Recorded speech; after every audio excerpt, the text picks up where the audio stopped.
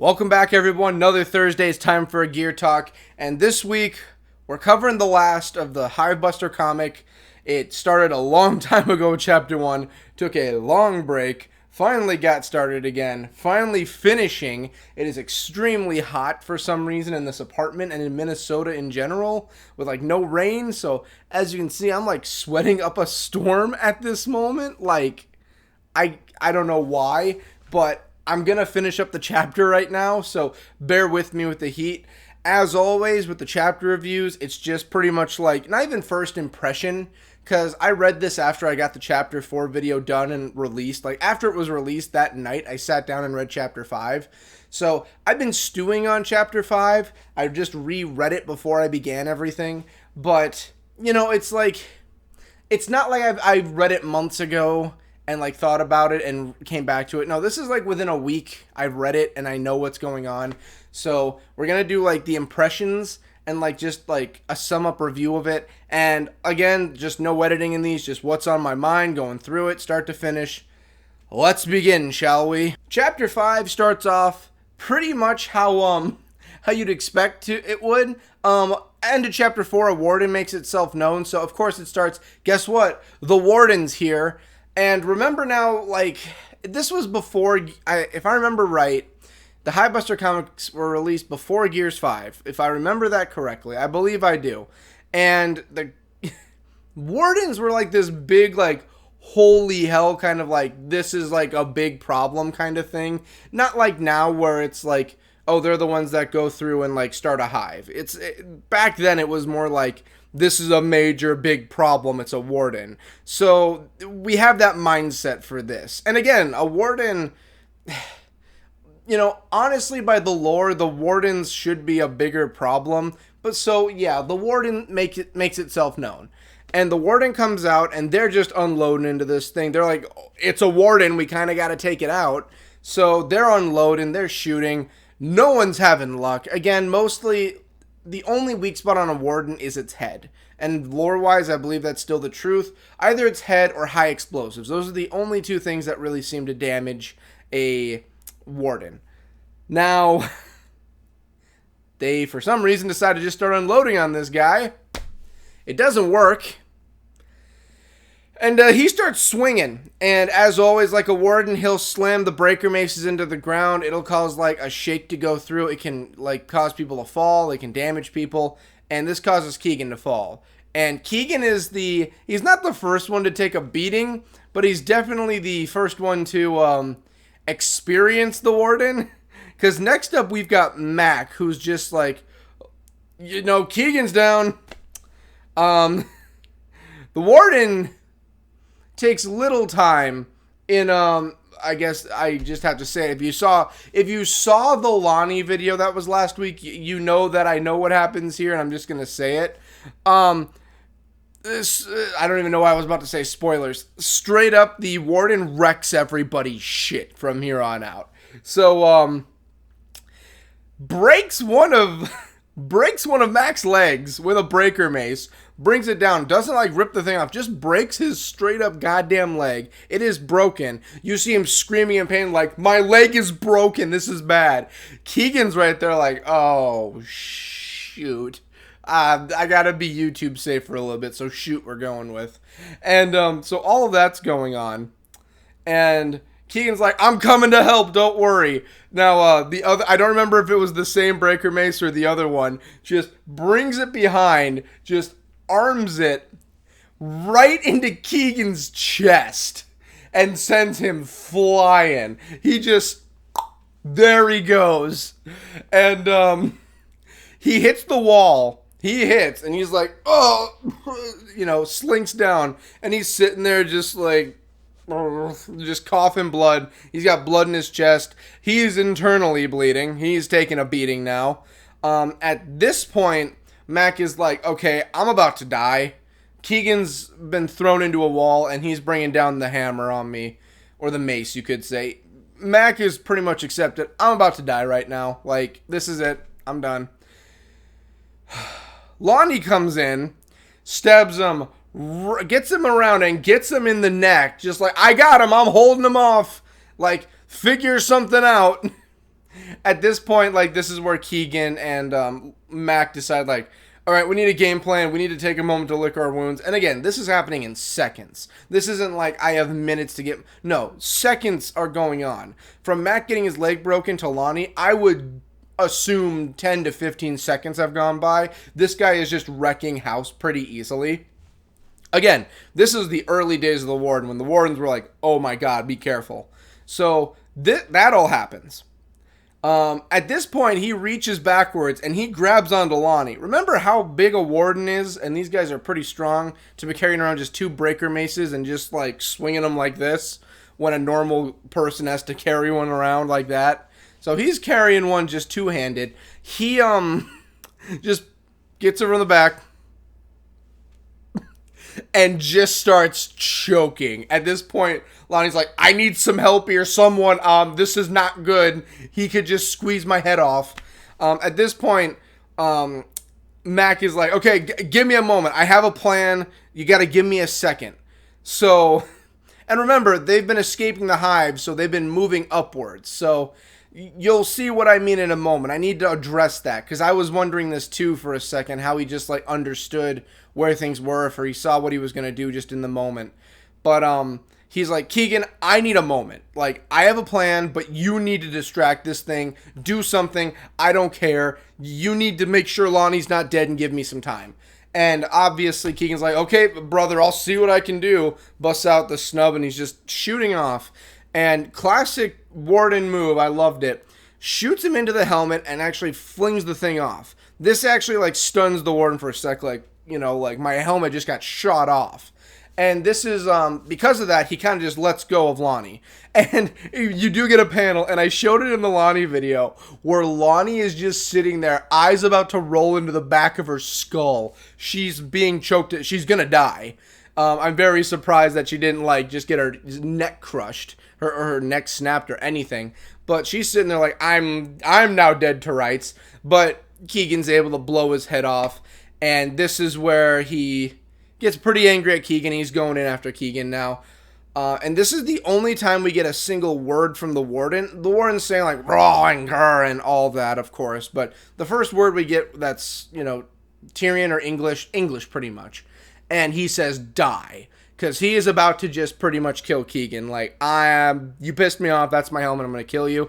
And it's funny, because this rendition of the Warden, you can tell this was still like the early concept. They didn't finalize on the plan for what the Warden was going to be when this comic was being made.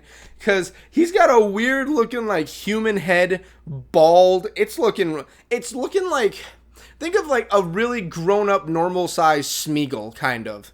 Like, just sitting there like just all serious. Looks like a mix of Smeagol and Dr. Evil, but a lot more menacing is the best way I can put it. Like, there's no like shards or anything coming off his head. There's no crystals. It's just a bald, weird look. It reminded me of Elmer Fudd for some reason, and I don't know why. So he's angry, and I would be too with the way he looks. And he's just like, I'm gonna kill Keegan now. I'm just gonna do that because he just made me angry. So he's going in for Keegan, and this is where Mac's genius plan comes into play.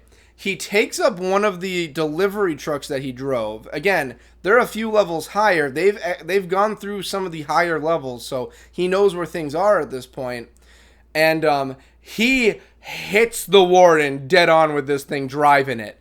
And you see that he's leading it into a bunch of like fuel tankers or something. My original thought, he's going to blow this thing up. He does not do that, actually. He pretty much like hits the wall next to it, because you see like the pipe on the side. So he didn't hit that. He hit next to it. And at this point, like, you know, Mac is obviously shook, and obviously he's also got a broken leg at this point.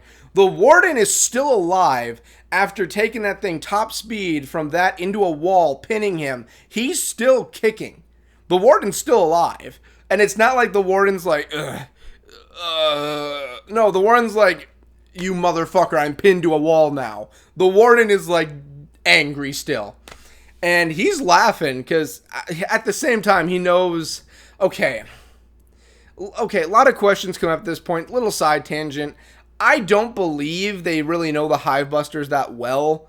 Like, they were hooked up to the hive mind, but it's not like they were absorbed into it. Like, Marcus could see things, but I'm guessing they got into Marcus's mind when that happened. Maybe the Hivebusters too, but it's never stated, like, if you get absorbed into it, I believe they have everything of yours.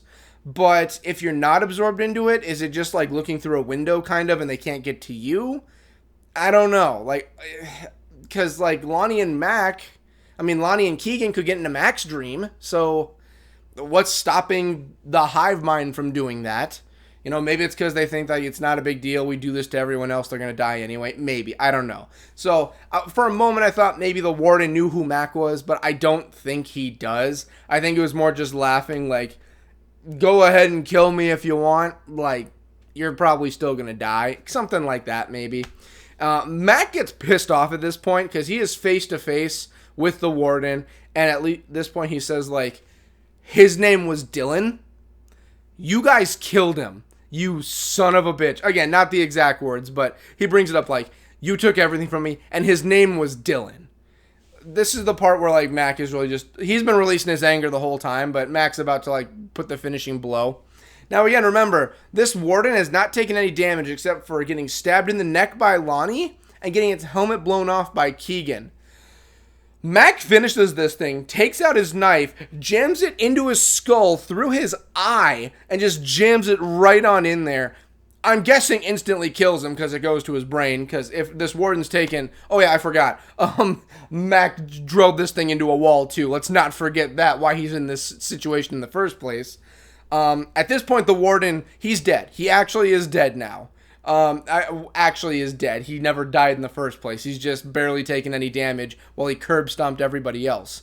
Honestly, if I have to give like MVP points to anyone in this chapter, I'm giving it to the warden. Like, he's the MVP of all of this. Like, that was beautiful to watch. I didn't want any of them to die, don't get me wrong, but he was kicking ass and taking names. That's the warden I want in my series. That was amazing.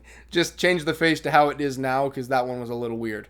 Anyway, so now that they're on the higher levels, the warden's dead. They get Lahni gets Mac out of the truck, and he's just like, well, you just saved my life. Well, really, Keegan was more of Keegan did it, but he saved everyone else. So I guess in a way, Mac saved Lahni. But she's like, well, you're my personal savior now, so don't know how I feel about that. And he's like, well, you saved my life, calling back to the first chapter, when my mask didn't go off properly and I could have died in my pod until you pulled me out. I could have just died right there. So you saved me there. We're all even. We're all even now. We're all on the same page. Let's get the hell out of here. So that's what they pretty much do. They start making their way through, and we don't know if they go up any levels or not. I want to assume they make it to the top level, maybe, because Mac knows where he's going at this point. He even says, like, yeah, that's what we're looking for right there. That's what we need. So it turns out that we see this vehicle with a tarp on it. And he says, like, this was something that me and Amanda were working on. My ex-girlfriend, whatever she was, because they were never married, it's day two. But he's like, we were working on this thing. Then it became Amanda's thing. It wasn't mine anymore, because it sounds like she stole the project or the car or something. Again, it's not a big side of the story, but it's more just like we were working on this, and we couldn't come to terms on it. The only thing we ever did that was right was Dylan. That's all we ever did right. But this was another thing we were working on. I could make things run. She made things look good. This was our project.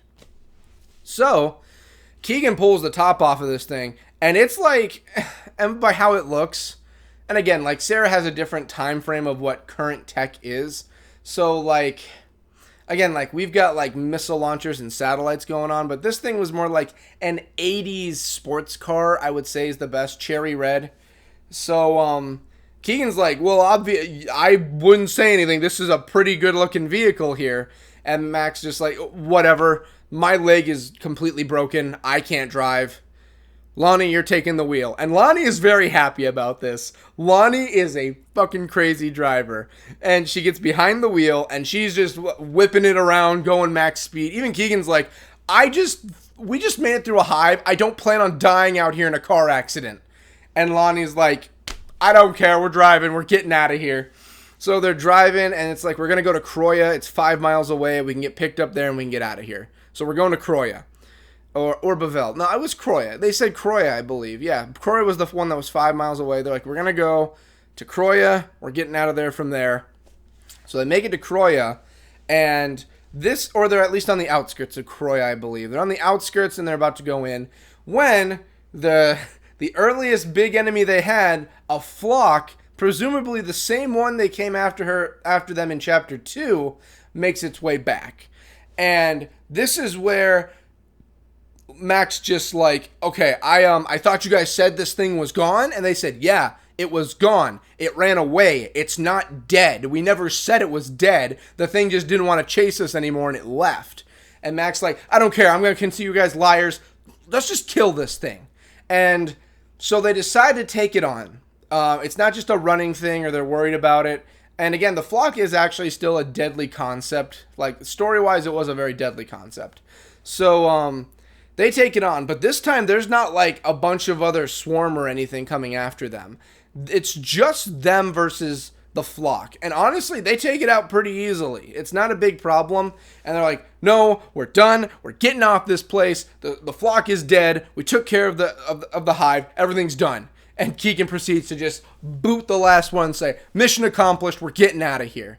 Now, before we get to the very ending, it's important I also note while they're driving back to Croya, they do notice some dead bodies of the swarm. Now, these bodies, you would think, oh, they're dead. The original plan by Hana was, if we put this off in there and it goes off, it'll kill everything connected to the hive. That's not the case, though. You kill the hive and everything in it, not what's attached to the hive. And it's important to get rid of the hives because that's where they can process and make new juvies that turn to imagos that turn into new soldiers. This is also like the location of where the swarm are getting the scions to pop back up. It's important to take out the hives. It's very important, but it doesn't kill everything attached to it. And the reason they figure this out is because it's a dead body. It's not dead because of like being infected and just dying because it lost connection. It's dead because it just died. Because it was either killed, shot, or something. But I think it's like presumed it was after they set the bomb off. So I guess someone else was going through the area and killed one or something. I don't know. They don't really explain that much from that point. But it is stated like they're not dying because of the hive. Hana's theory was wrong. We have to go through and do more hives now. It's not like if we kill one hive, it kills everything attached. The hives all have to go. So we have to keep doing hives. Which they were already going to have to, but now it's more of an emphasis of the hives, period, have to go. Cutting back to where we are now, they get back onto they get onto Tax. Yeah, Tack. I was about to call him Talk again. They get onto Tax Raven. They head on out, and they pretty much head back to the island that Hoffman's chilling at. But now it seems like they're on leave, which is weird because, like, you've got Keegan wearing a button-up tee. You've got Lahni in a sundress, and Mac is wearing, like, a jacket, just chilling with, like, a tank top under. And I actually really like this part, and it brings up a few things. And I'm just jumping around the place, too, because there's a part I just missed out that leads into this. But we'll get to that afterwards, because that can be talked about after. Mac goes ahead while he's on the island, and he sets up a memorial to Dylan. The book he took, and he has that actual audio recorder he brought with. He takes it all and he pretty much makes a memorial. But the last thing he does before he actually puts the voice recorder away, he finishes the book of Major Howell.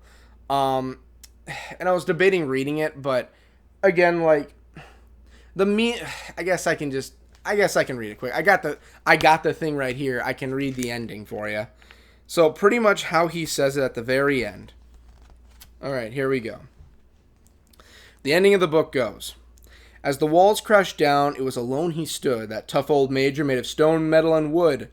With a defiant fist, he faced down that horde. As he held his ground, there was no thought of reward. Just one simple thought as he pulled up his hood. All good heroes have bad days, and all bad villains have good. But the difference between it does not what he could, and the other with kindness does what he should. So the part we already have. And then the ending goes, okay, there we go. In that moment, as all hope crashed down and the endless ants poured into town, the Major realized he was not alone to fight an impossible battle he could not own. All along his side, lined up in a row, were friends called family, their loyalty to show. They joined their hands and together held fast and pushed back those ants till the very last. Because when one has family, you never stand alone, even if you're a tough old Major made of stone, metal, well, wood, metal, and stone, but you get the gist. So what it's saying is like, okay, it's an impossible battle. Like the beginning references fighting the swarm. It's a losing battle. Like one against all this, it's an impossible fight. But the meaning of the ending is like, I stand with my friends. We can fight off anything. Even the tough old Major needs allies, kind of like that. The Major, even Max says it, is relatable to him. I've got my family with me, the other Hivebusters, and I'm able to continue fighting in your memory. That's how he relates it. He puts down the voice recorder then, and he pretty much calls it a day there. He's like, there's the memorial, and he walks off with the other two. It's pretty much to symbolize, like, he's leaving behind, like, it's very weird, because we'll get into, the last part of all this, but it's symbolizing, like, he left behind, he finished the story, and he's leaving that part behind. But while he was on the helicopter coming back, we end up learning why he's going to continue hive busting. Now, we already kind of understand he's asking Keegan and Lahni to come along with still. He does that at the end of this part, and they were kind of already up for it when they learned more hives have to be taken out. But it's very, how do I put it? It's very odd, his mindset for it. So when he said, like, nothing's changed. Like, taking out this hive, I don't feel different. Everything's still how it was. But I found something from all this chaos we've been dealing with. All of this from being taken in and fighting these hives. He says, I'm still able to be with Dylan. Now, this can be taken a few ways. Because he says, I want to keep doing it so I can be with Dylan. The memory of him.